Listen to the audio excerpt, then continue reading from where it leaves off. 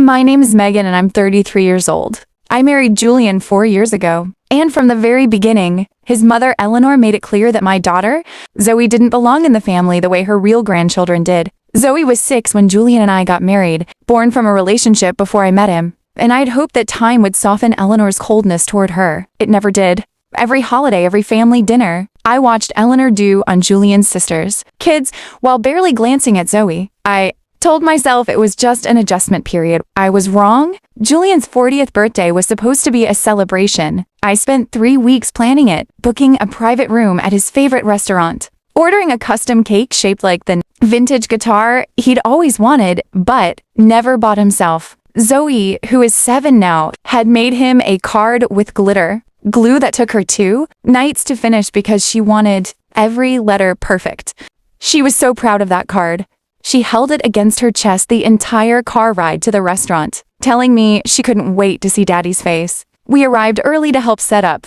Eleanor and Julian's father, Robert, were already there, along with Julian's sister, Vanessa, and her 2 children. The room looked beautiful. Round tables draped in navy blue, string lights along the ceiling, and a long table set up for the kids near the window. I noticed the kids' table only had 2 place settings, but I assumed someone would add a 3rd once we sat down. I was wrong about that, too. When I asked Eleanor about the seating, she looked at me like I'd said something absurd. She said the kids' table was for Vanessa's children, because they were Julian's actual nieces and nephews, and that Zoe would be more comfortable in the side room, near the entrance, away from the family. She said it so casually, like she was describing a scheduling conflict rather than telling a 7-year-old she wasn't welcome at her own stepfather's birthday party. I told her that wasn't happening, that Zoe would sit with us or at the kids' table with her cousins like she always did. Eleanor's jaw tightened, but she didn't argue. She walked away. And I thought that was the end of it. It wasn't 20 minutes later, while I was in the restroom fixing Zoe's hair clip, I heard commotion. Outside, I stepped out and saw Eleanor standing over Zoe, near the entrance, her hand gripping my daughter's small shoulder, physically steering her out of the main, dining room toward the side hallway. Zoe was clutching her birthday card, her eyes wide and confused, her feet stumbling as Eleanor pushed her forward. I heard Eleanor say, low but sharp, that this room was for family only and that Zoe needed to wait outside until the real children finished eating. I don't remember crossing the room. I remember grabbing Zoe and pulling her against me, feeling her small body shaking. And I remember the way the entire restaurant seemed to go quiet around us. Other guests were staring. Vanessa's kids had stopped eating. Robert sat frozen at the head table, saying nothing, doing nothing, the way he always did whenever Eleanor crossed a line. I asked Eleanor what she thought she was doing, and she said, without even a flicker of shame, that Zoe wasn't blood, and that she had every right to decide who sat in her son's celebration. That's when Julian walked in from the parking lot, still in the process of taking off his jacket, and found his mother standing in front of his crying stepdaughter while his wife shook with fury in the middle of the restaurant. I watched his face change. I watched him look at Zoe's tear-streaked cheeks, at the crumpled birthday card still clutched in her fist, at his mother's unapologetic expression, and something in him shifted in a way I had never seen before. He didn't raise his voice.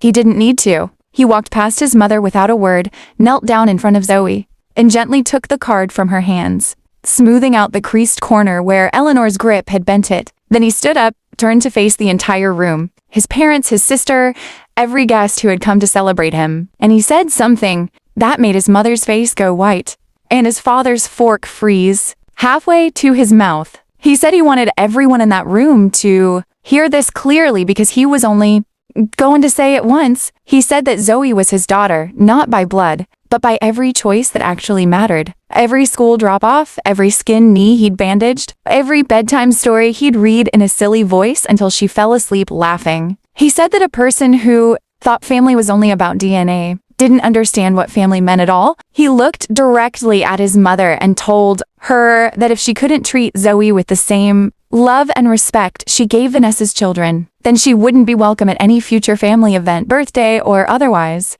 The room was completely silent.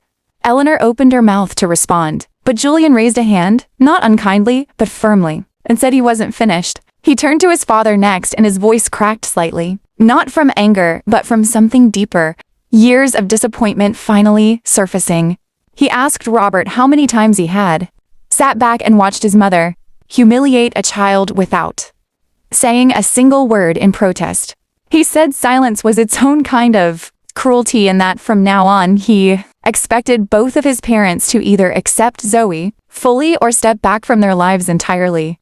Robert's face flushed red, and for the first time in the 4 years I had known him, he looked like he wanted to disappear into his chair. He mumbled something about not realizing it had gotten this bad. But Julian just shook his head slowly like he'd heard that excuse too many times before. Vanessa, to her credit, stood up and pulled her own children closer to Zoe, inviting her to sit between them at the kids' table without hesitation. Her youngest, a boy named Theo, scooted over and patted the seat beside him, asking Zoe if she wanted to see the drawing he'd made for Uncle Julian. It was such a small gesture, but I watched Zoe's shoulders relax for the first time since Eleanor had grabbed her, and I felt my own chest loosen slightly. Not everyone in that family had failed her, just the two people who should have known better. Eleanor, still pale, tried one more time to defend herself, saying she was only trying to keep tradition. That family dinners had always been for blood relatives first.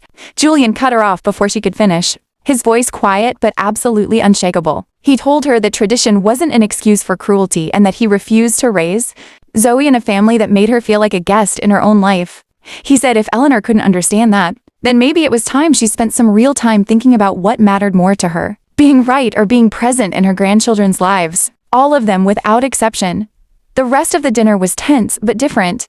Robert quietly moved to sit near Zoe for a few minutes, asking her about school, about her favorite subject, clumsy, but sincere in a way I hadn't seen from him before. Eleanor sat mostly silent, picking at her food, occasionally glancing toward Zoe with an expression I couldn't quite read. Somewhere between shame and stubborn pride.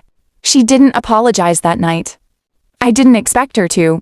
Some people need more than one uncomfortable dinner to unlearn a lifetime of favoritism, but something had cracked open in that room, and I don't think it was going to close back up quietly. Before we left, Julia knelt down, again in front of Zoe, and told her that the card she made him was the best birthday present he had ever received, and that he was going to keep it on his desk at work so he could see it every single day.